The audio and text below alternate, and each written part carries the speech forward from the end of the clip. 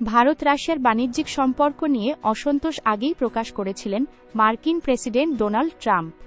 এবার তা বাস্তবে রূপ পেল। হোয়াইট হাউস থেকে ঘোষণা করা হয়েছে, ভারতীয় পণ্যের উপর আমেরিকা দ্বিগুণ শুল্ক আরোপ করছে।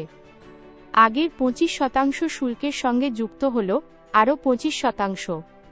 অর্থাৎ এখন থেকে আমেরিকায় ভারতীয় পণ্য রপ্তানিতে মোট 50% শুল্ক দিতে হবে। ট্রাম্প এদিন একটি এক্সিকিউটিভ অর্ডারে সই করেন, যা আগামী 27 আগস্ট থেকে কার্যকর হবে।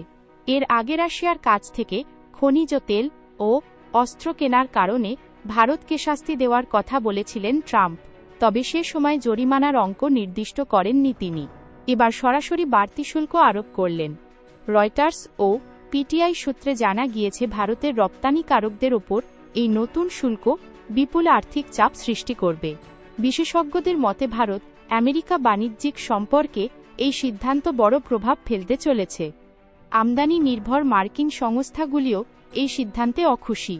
এখন দেখার ভারত সরকার এই শুল্ক বৃদ্ধির বিরুদ্ধে কূটনৈতিক পথে কোনো পাল্টা ব্যবস্থা নেয় কিনা।